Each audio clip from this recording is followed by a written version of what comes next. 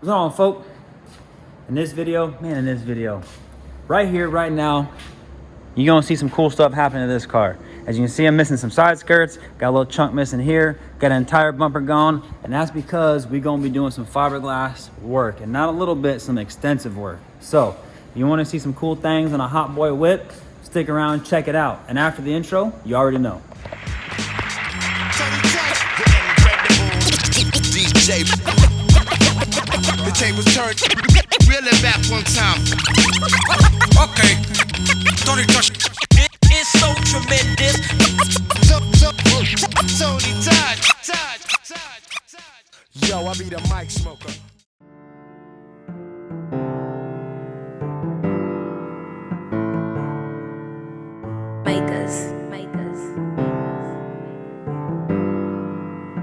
Good job, Turbo.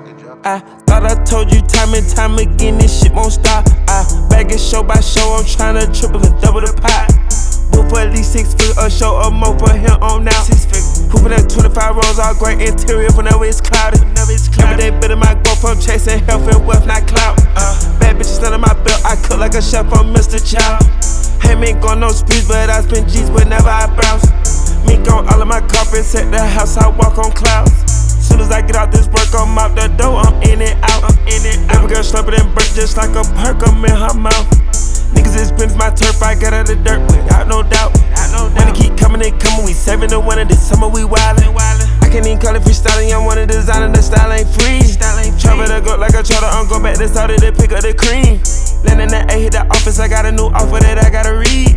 I'm the same one, took the top off on one of the rappers, they got him intrigued. Sitting back, land on the summer, I'm coming in hot, 400 degrees. FS, take out the T, Scotty come straight from the tree. All of the crew going punters, a couple more hundred that's on VVs. Look how you stay down there, come up, we fit the tank up, it was just on E. I thought I told you time and time again, this shit won't stop. I bag it show by show, I'm tryna triple and double the pot. Book for at least 6 figures, a show or more for him on now. 6 figures. Hooping at 25 rows, all great interior whenever it's cloudy. Every day better my growth, I'm chasing health and wealth, not clout. Bad bitches under my belt, I cook like a chef, I'm Mr. Chow. Ain't going no sprees, but I spend G's whenever I browse. Mink on all of my carpets at the house, I walk on clouds. Ain't like a next tell chart, 200 a verse, I don't need no vouch. Put my heart on my work, 100%, ain't giving no slouch. Nigga won't stop, can't quit, I keep giving hits, they can't keep count. Put your auto deep dish on the all black range, look like it's pound. Niggas ain't feeling the pain in my vein, but the fence feeling it in the crowd. Money is hard to keep count, I gotta watch the account. Gotta say that till you come up, you build it up different, you started without. Now that you look a little different, you live a little different, your house in the mountains. Rock start kicking my feet, I'm having my feet up on top of the mountain. Peace up, peep at the beat, I'm serving the streets, we ain't having no droughts. Boogaloo, give it TC, and the crew is elite, they turning the hounds. Double I come with no lease, I send it back home, whip it all through the town. I thought I told you time and time again, this shit won't stop. I bag it show by show, I'm tryna triple and double the pot. Book for at least 6 figures, a show or more for him on now. 6 figures. Hooping at 25 rows, all great interior whenever it's cloudy. Every day better my growth, I'm chasing health and wealth, not clout. Bad bitches under my belt, I cook like a chef, I'm Mr. Chow. Ain't going no sprees, but I spend G's whenever I browse. Mink on all of my carpets at the house, I walk on clouds. I love you too.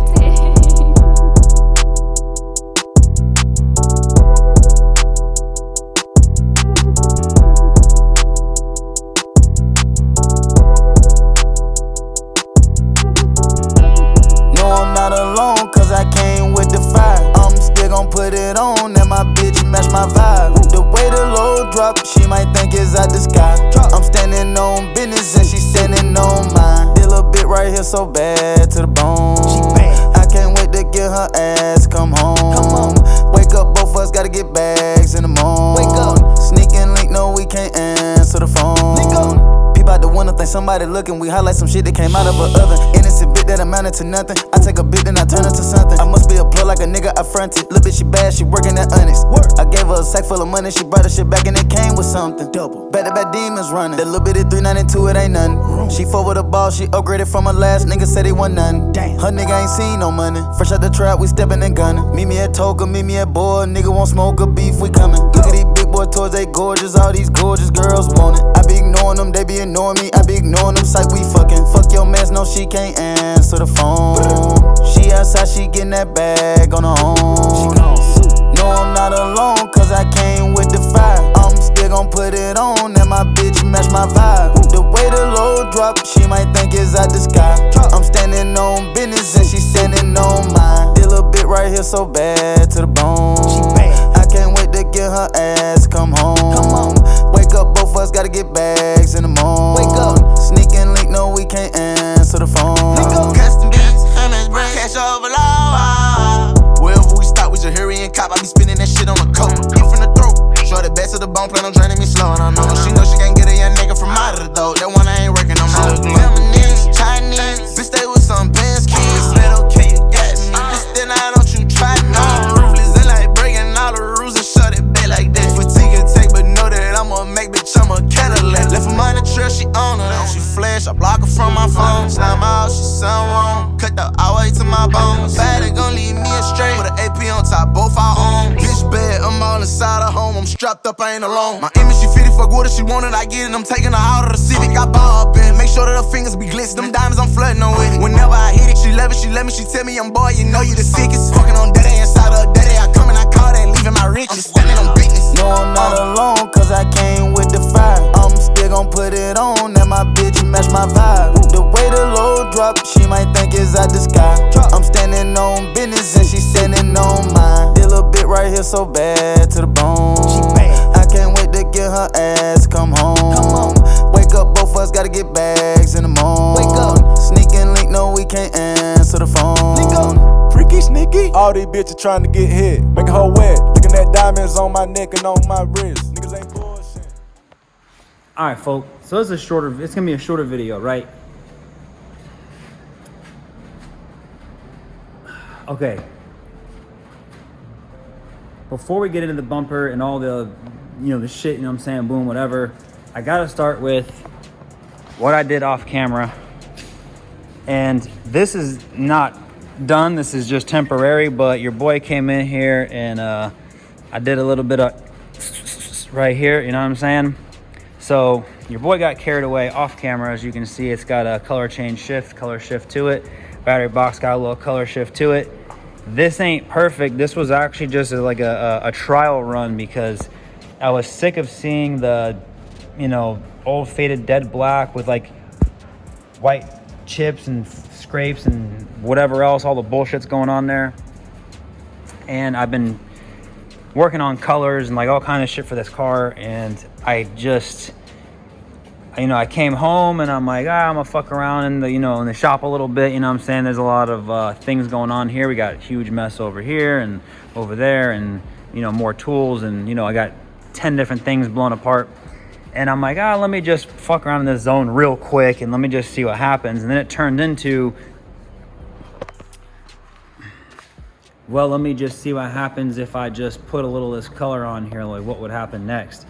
And I gave it like the most bullshit prep because I wasn't confident in the first place that when I put polyurethane material on top of this enamel, that it was gonna, one, stick, two, I thought I was gonna react to it, you know what I'm saying, get crazy.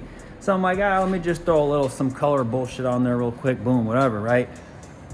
So I threw some color on there and I'm like, well, my color seems to be doing okay. Mind you, this is really old dried up enamel, so there's always the potential when you're putting new paint chemicals on old paint chemicals that you can activate the old shit, and then the old shit and the new shit don't get along, so you'll have some really crazy experiments going on there, which turns into you having to lacquer thinner, wipe, and do all kinds of crazy shit because reactions are happening and you reactivate old shit. Not to mention doing a different substrate on top of other substrates can have like various results.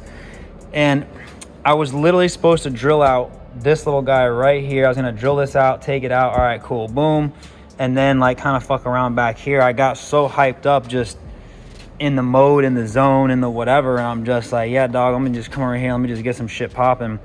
And like I just pulled the battery box out. I was all right, cool, masked the battery off. I masked this zone off from this edge. So from this edge back, I just masked this whole area real quick. I threw some color down, which, you know, it's hard to tell, you know, back here, and that's actually not a bad thing. But as you can see, like the color shifts from like a teal to like a purpley. No, it's not midnight purple, for those of you asking, thinking about it, you know what I'm saying? We ain't doing that shit here. It ain't funky. This is a chameleon, you know what I'm saying? And this is actually a different color chameleon. And that fell. Uh-oh. So, yeah, but they're similar. So, like, they seem to shift colors together and shit. But, so, yeah. I came in there, boom, just starting to clean up my mess that I have going on over here and shit. And I'm just like, let me just fuck around a little bit. And next thing you know, I'm like looking for all my paint materials, which I found. And then I'm looking for my paint guns, because I had a bunch of them that I had taken when I did some side work. And I'm like, man, like, I forgot where I put my paint guns and my sanding discs and like all my shit. And I'm like, all right, so I went and found those real quick. I'm like, okay. It just kind of just rolled along too easy, you know what I'm saying? So it just kept going and going. And next thing you know, that's where we're at, you know what I'm saying? So that's kind of like got cat hair on my face somewhere. So that's kind of like a surprise, not a surprise, but like you know what I'm saying? Like, we see, like, I have a color shift paint on my wing here, and we did this many years ago. My old black S13 was actually supposed to get painted this color, but then I ended up, you know, getting rid of the car, and now I have this one because I just apparently have to have an S13. So, long story short, maybe a short story long, I did a different color shift inside the car, and yeah, that's where your boy got carried away, you know what I'm saying? Does it look the best? No, it doesn't. Couple reasons for that. One, your prep work is everything. I did prep work for many years on very expensive classic cars, ranging anywhere from 100,000 to, you know, there's been a couple in the $1 million range before. Not millions, million, you know what I'm saying? So I've got a lot of years of, you know, background in this kind of stuff. Plus, I painted rockets for like 4 years at Blue Origin. So, like, you know, the new paint, body and shit like that for over 10 years, doing cars over 20 years, you know what I'm saying, professionally for, I don't know, 15 and change, something like that. So it's been like a while, right? So anyways, doing all this shit, you know what I'm saying, I don't know, I got carried away, and sometimes it's easy to flow, and like the whole time in the back of my head, every once in a while, I'm like, man, I should probably get the camera. So I do apologize for not getting the camera, because I'm like, oh, I have to go get the camera, get it set up, do this, do that. And I wasn't in that mode. I was in like the having a good time fun mode. You know what I'm saying? A lot of times I'm, you know, like eating shit on cars like this or like the Civic, and you know what I'm saying, where it's just like, nah, man, like I have to like work. And when I'm working, okay, camera is part of the work, right? This, it was just flowing really good, really easy, had the music fucking turned up. Your boy out here just wilding, doing his thing, and then that kind of what it is. So back to it. Your prep work is everything for paint, right? If you don't do a good job prepping, I don't care how good of a painter you are or how good of a painter you think you are, it'll never look good, period. I don't give a fuck. I don't give a fuck. That's it, hands down. You're not gonna tell me otherwise. Good luck, shawty, you know what I'm saying? So I did bullshit prep work, and that's why it doesn't look great, right? 1, 2, the color shift. Why is it not as dynamic as like this wing, for example? We're literally looking at like a, you know, almost a teal, light blue to a dark blue to a purple to an orange to a gold. Why does it not shift as good? Well, it doesn't shift as good because it takes multiple, you know, coats. That's like one coat, you know what I'm saying? That's why it's so dark, and that's why it shifts only like a little bit, right? But that's okay, because that's kind of like the trial run. Now that I have a base coat and a clear coat on there, I let the thing set up, do its thing, and then when I go to do it again, if everything bonded, then I know, hey, I can do a couple more things, prep it up better so it actually looks really good, and kind of go from there. You know what I'm saying? Give me a second, let's show it. Hold on. All right, so that's where we stand with, you know, some of the paint stuff. Cool, right? So basically, the idea is that's kind of like a test piece to see what happens. It'll probably stay like that for quite a while. And then also with that too, I'm also gonna think about how I'm gonna tackle doing the roll cage. The roll cage is gonna get painted or powder coated. I kind of want powder coat because powder coat is more durable, but paint is also looking a lot better. So there's that. So I might paint the cage. Yeah, there's more to it than that, you know what I'm saying? The painting the cage is like, if I powder coat it, it's easy for me because I just drop it off, right? Hey, how much? This much. You just drop it off. Whenever it's done, you pick it up. Magic. Wow. Oh shit, right? Cool. If I paint the cage, I gotta prep it, I gotta sand it, I gotta make it look gangster, I gotta shoot it, I gotta do everything, right? So like, not that I'm incapable of doing that, I'm actually very capable of doing it, but you know, it just turns into like it's a lot more work. Plus, technically, I'm gonna have to probably shoot it outside. Not that's like the end of the world, it's a roll cage, right? But I got a couple ideas for the cage. I think they're cool, but I don't know. I have a couple of ideas. One of them for sure I know is gonna look kind of classy and good at the same time, but I kind of want to do a little bit on the wild side. So, oh man, your boy out here wilding, but I'm actually starting to have fun because I'm wanting to work on the S13 anyways, right, this whole time. And then also I'm even getting a little bit more crazy because I might just order some like AC shit for this car, get some AC going, because it's really hot in Florida. You know what I mean? It's just like really hot in Florida. So I think that I'm probably gonna potentially order some AC shit for this car, which also in turn means I'm gonna try to move some other shit along quickly. This car here, you know, I might try to pull the motor out and just sell the shell. And then if I sell the shell for what I need out of it, then cool, you know, no big deal. Then I'll sell the swap, et cetera, go from there, cool, whatever. We'll see how that goes too, right? So we're gonna, also in my last video, somebody mentioned the shit that happened to that car, the damage on this car. We're gonna go over that in this video too. But first, we're gonna keep doing S13 things, okay? So check me out. So, if you don't own an S chassis, hold on. Let me open this door up, let's show it, hold on. So, you have these little brace guys, and they go from the core support to the bottom of the core support, right? And it helps keep the structure from moving up and down, bending. Plus, this is a location to bolt on your factory front bumper. You know, that's what it is. Now, when I put this intercooler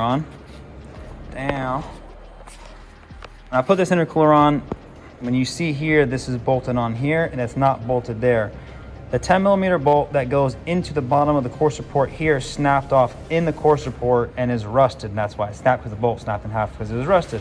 Because it's a rusty bolt. Why is it a rusted bolt? Because this is a right-hand drive car and it should be rusty. That's just life. It's S chassis shit. It's regular shit. We got rust right there. We got rust over there. You know what I'm saying? Like S chassis shit. A little bit cool, right? So I haven't had the bottom of the intercooler bolted on this section. And then every time you mount a bumper, this piece technically moves up and down a little bit. Well, even up and down a little bit can translate to a lot up and down against the fender or against the, you know, the top of the hood edge, everything like that, right? So did a couple tack welds down there so that way it would stay in place. Now the hole is lined up. I do plan on drilling it out, removing the tack welds, and then putting a rib nut insert and then putting a 10mm back in there and fixing it later. Right now is not that time. Right now we're in the process of doing this whole front end. All this fiberglass shit. There's a lot of fiberglass shit we got going on here. You know what I'm saying? So we're gonna talk about that right now. Boom. Got a lot of interruptions today. You know, packages and showing up and, you know, stuff like that. So, but yeah. To fit fiberglass, it's a lot of work because most fiberglass, a lot of fiberglass, if you're not buying extremely high-end quality, super ultra quality shit, fiberglass does not fit very well. And as we all have heard and we all know, Origin does not have good fiberglass work. And then this is Origin replica. So you have like double not good, right? So like, it's not great. So there's a lot of little discrepancies and like there's a lot of like details and a lot of work that get involved in this, right? Now, you saw in the video, like I said, welded that shit up. All right, boom. I've been rocking. Let's walk around. Come on with me now. Come on. Man, where did I put that bumper? Oh man, I put it somewhere. But anyways, so in the video you saw, I don't know where I put this bumper. I've been putting some shit places, I tell you what. Oh, here it is. So for a while, you've been seeing me rock this bumper, right? And this bumper is kind of similar to the bumper that I want to be running. The bumper I want to run is a BN Type 3 bumper. Now, with that being said, you either have to buy one legit or get super, super lucky to find one that's a replica. Yeah, the closest replica that you can buy readily is the BN blister kit. Now, the blister kit is basically like it's BN Sports wide body, but the front bumper is almost the same bumper as the BN Sports Type 3 front bumper. It's got a little bit of a little extra meat, right, in some areas, primarily where the fender goes to. So that's why we've been cutting these bumper pieces up, right? If we look at, no. Yeah, here we go. If we look at a normal bumper, right, you see how these lines are thin. On the BN blister kit, they are literally like 2.5 inches wide, and it just gets bigger and bigger and bigger and thicker. And that's because this bumper is meant to be wider. So the edges are pushed out because it's meant for the thicker, wider fenders. The fenders don't have a crazy body roll to them. The fenders are just like, almost like they took a stock fender and then just like cut it down the edge and then just made it stick out, right? So that's kind of how those fenders look, and you're supposed to buy those fenders for this kit. But I've always noticed this front bumper looks an awful lot like the BN Type 3 bumper that I like so much. So I have reached out to guys in Poland on eBay that I found that make the bumper and they make Type 4 bumper, and I'm like, hey, would you ship it to the United States? And they said no, and I'm like, are you sure? And I've asked them this twice, like a year apart. So they said no both times, and I said, are you sure both times? You know what I'm saying? And they're like, nah, we don't want no problems, we don't want no part of that shit, which really sucks because like life would have been a lot easier. And I know Poland actually has like some pretty good quality shit. And even if it wasn't perfect quality, little body work, little, you know, massaging this and that ain't the end of the world, right? So with that being said, your boy bought the only bumper I knew I could get a hold of, and that was the BN front blister bumper. So like I said, these edges are ultra thick, and that's why we had to cut them. Also, we had to cut this section down from, it was like up to here, actually about, you saw, if you paid attention to the video, I used this as a measurement device, and then I ran a piece of tape, and that's how I discovered to cut out, well, 2 more inches. Well, not I, but like I said we, because my buddy Ray was with me. So basically, we cut off the edges because we know the edges protrude super wide, super far. That's these guys, right? In the process, you cannot just cut the edges and then just slide them back in because we are too thick in these zones, which is why we're cut so heavily. You can see another mark here. In the video, you primarily watch us do one side of the bumper. And then here's the crazy part. That one corner, you know, on YouTube for you guys watching, that one corner by itself is literally like 2 or 3 hours of work of like, okay, cut here, trim this, trim that, put it up against the car, cut it, trim it, put it up against the car, like over and over and over and over and over. And then like, you get to a point where like, okay, I've massaged it pretty good. I think it's fitting pretty well, right? The other side, I think we have like 8 minutes in it. You know what I mean? Like, because once we figured out the zone, we just chopped it up, gave it a quick little light measurement, like put them together, made some markings. I trimmed a little bit above it, trimmed it all up, fucking got it knocked out. We got like 8 minutes, like literally 8 minutes. It was so fast. So we haven't at this time, you see a couple times where we have like the sides on and the front bumper piece. And the idea is once the sides line up roughly where they're supposed to, we'll get the front bumper, the front face lined up afterwards. So we did a couple trimmings on this, but nothing too crazy. This bumper too is actually shrunk like this, so it actually needs to spread down a little bit too. So it's got some, she's got some work ahead of her. So normally for me, I like to work by myself, and I like to do everything. Wow, what the hell is this thing? What the hell? That looks like a horsefly times 10. I'm gonna go the other way, you know what I'm saying? So I like to do shit by myself, but I knew for this, there's a lot of times where I have a tendency of kind of overthinking things because I want everything to be correct, right, the first time. So I'll spend time thinking, not planning per se, but like, I guess planning technically, but it's like planning to make sure I don't make mistakes, right? Because as an example,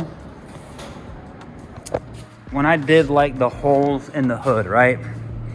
If I didn't plan this out, these wouldn't have lined up so well. You know what I mean? Like, and for the I mean, don't get me wrong, there's a couple out of place a little bit, but that's also part of fiberglass shape and how I had the tape lines running, et cetera, et cetera. But if you don't plan that out and you just start drilling holes, just shit's gonna be, you know what I mean, all crazy. Doing this front bumper, it's extensive work. I've thought about modifying the red front bumper I had, and I'm just like, man, like it's hard to want to modify a bumper that is more easily sellable, right? That bumper brand new, $600 plus tax plus shipping, and then when you add paint and primer and all that shit, that bumper, you're gonna have $700, $800, $900 into it, especially if you have someone that's good, that uses good materials and spends time doing body work on it. You could have $1,000, you could have more than $1,000, you know what I mean? Real paint materials cost real prices, I can assure you this. So it's like, do I want to cut that up? No, you know what I mean? That bumper has its own little challenges and its own things. I wanted to use a bumper where it was already what I was looking for, and then just kind of modify it from there, right? Here's the other problem too. Back to cheap quality fiberglass. The white fiberglass stuff in general is usually better quality, right? As terms of like the glass and stuff.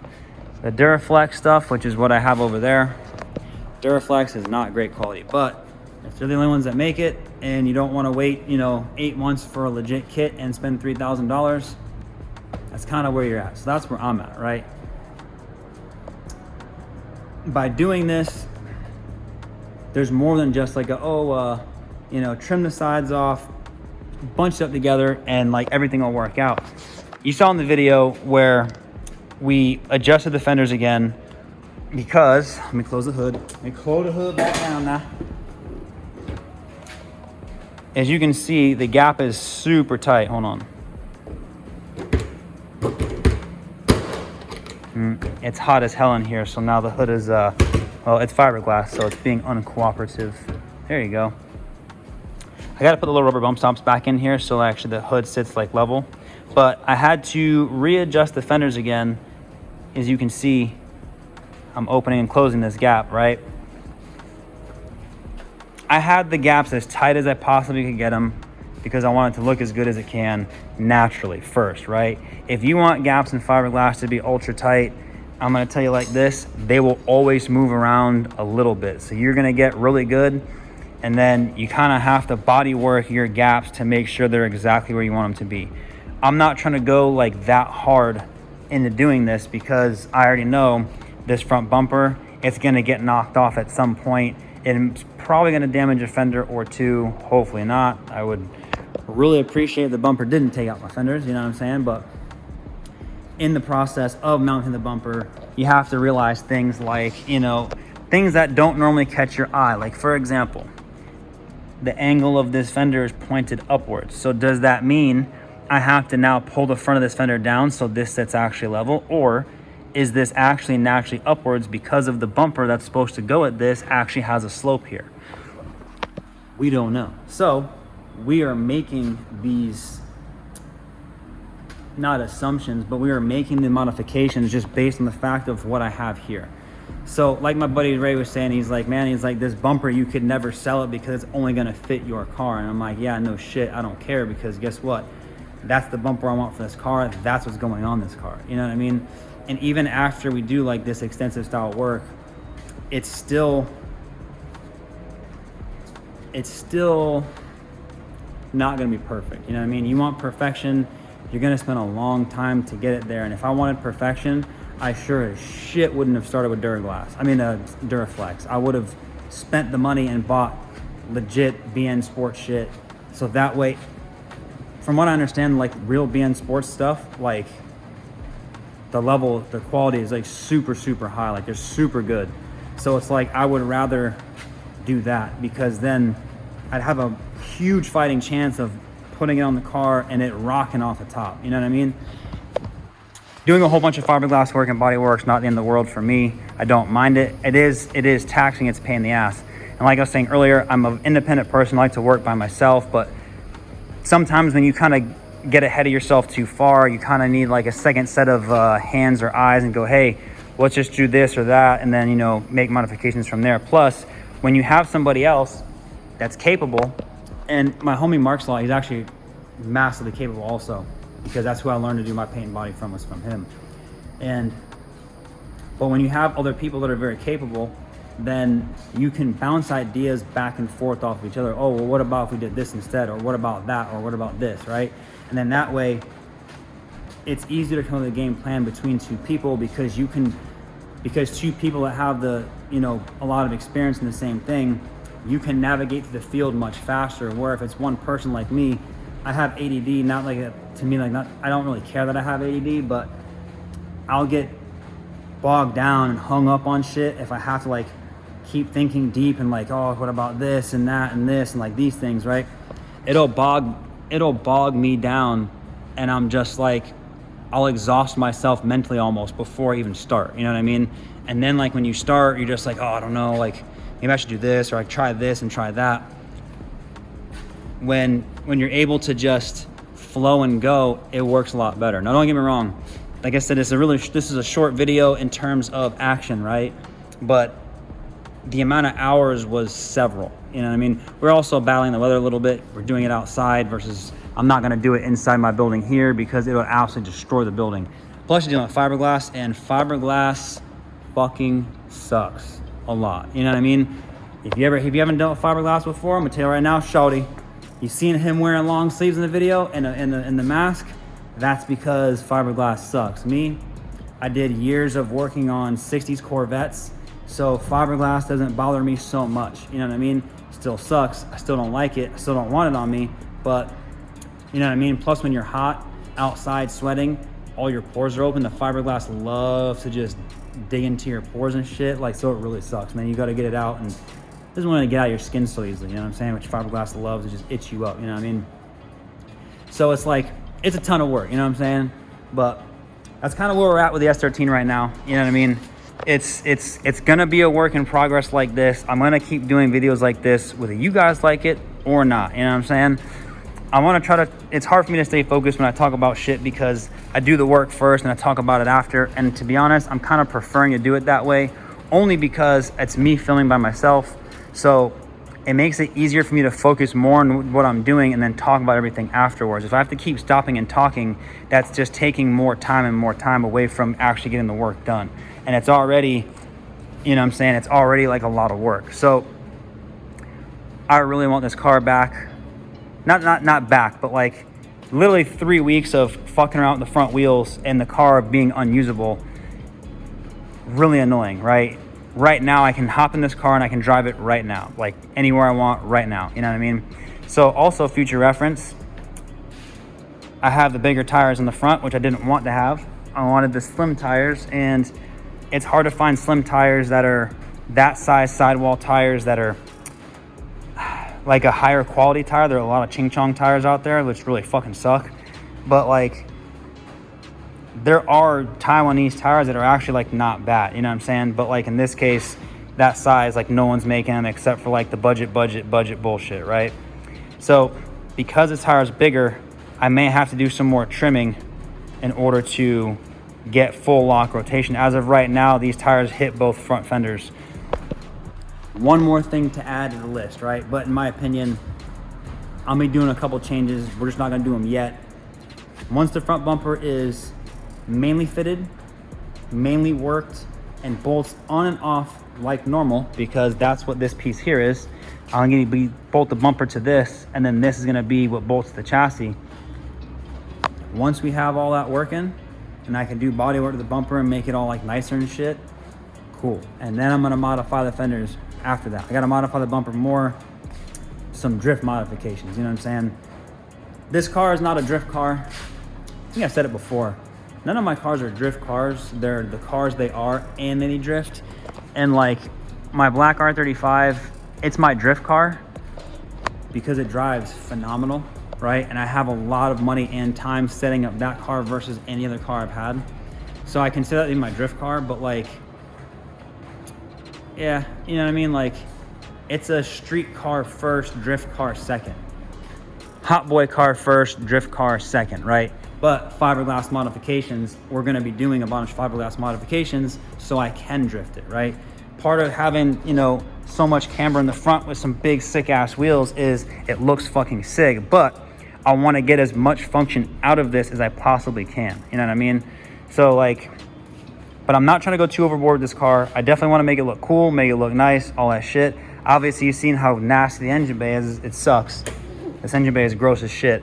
But down the road, I don't know just yet, but right now my focus is obviously the body of the car.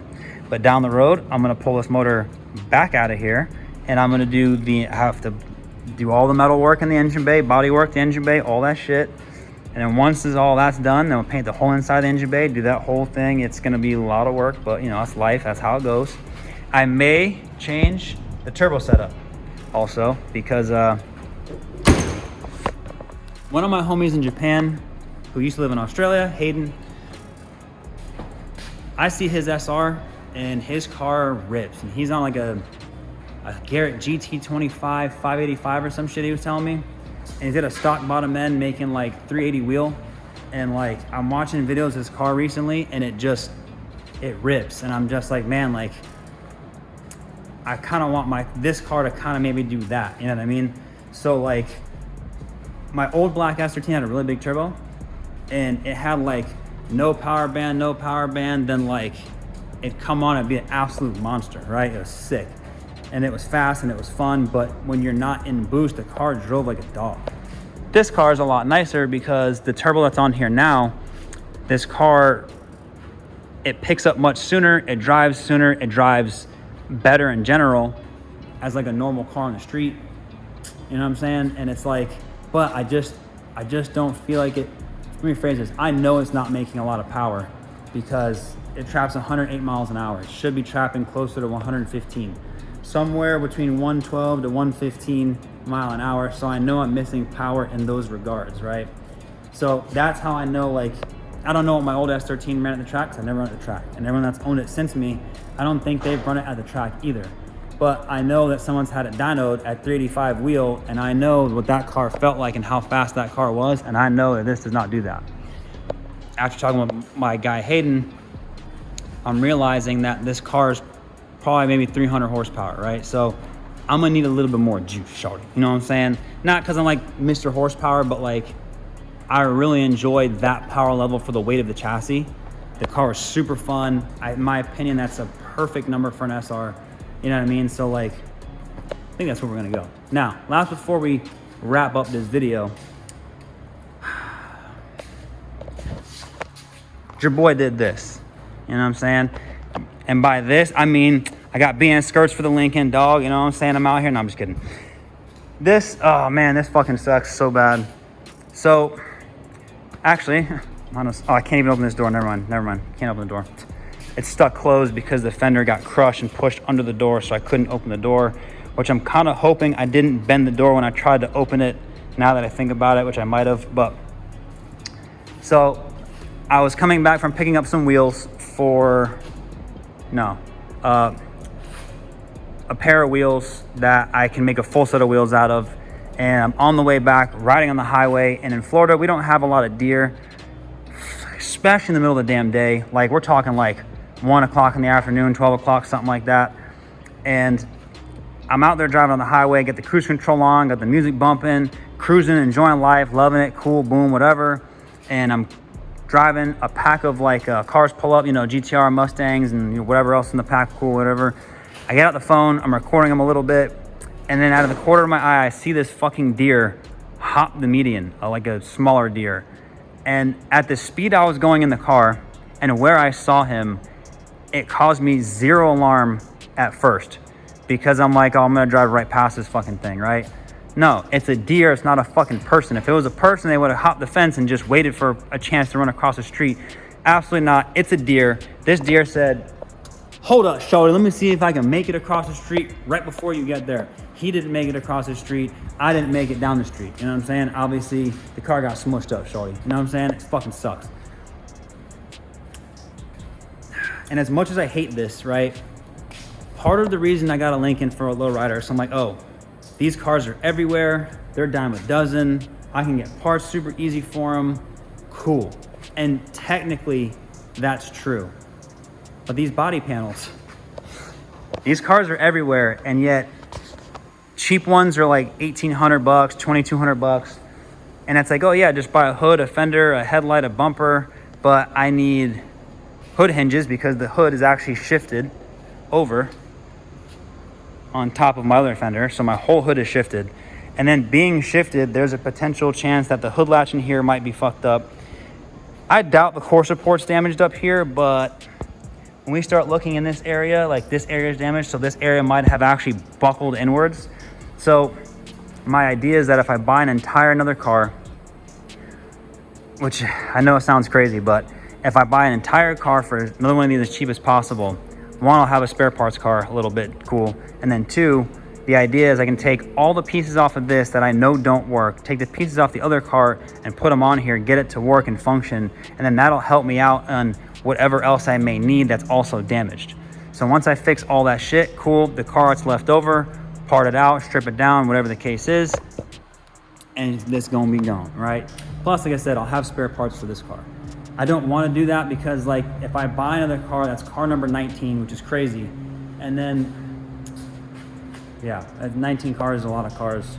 I'm trying to get rid of some cars at the moment, not add more, but like, it makes more sense to me if I can pick one of these up for cheap enough to buy it, get what I need out of it, and then part out the rest, try to make some money back so it doesn't cost me so much money out of pocket, right? Plus, you know, an extra engine, an extra transmission, a window regulator, you know, whatever else is associated with the cars, I could have extra of, you know what I mean? So, yeah, that was a deer. That really sucks. But on the plus side, on the huge plus side, let me rephrase that. Huge plus side. Turn this fan at me real quick. On the big plus side, I'm really lucky because the deer could have jumped up. He was on his downstroke or whatever. He could have jumped up and came through the windshield while I was doing 70, you know what I'm saying? And hitting the deer, I'm disappointed because, like, I'm glad I'm okay. I'm glad the car in general is okay. I still drove home. The AC still worked. The radio's still working, you know what I mean? Like, so I still made it home, but he could have came through the windshield. I could have been dead, straight up. Like, you know what I'm saying? And it's like, oh yeah, I could have tried to swerve to avoid him. Well, he jumped in front of the car last second. I saw him and I thought I'm gonna blow right by him, no problem. And out of nowhere, he fucking leaps across the street, everything he's got. He didn't make it, right?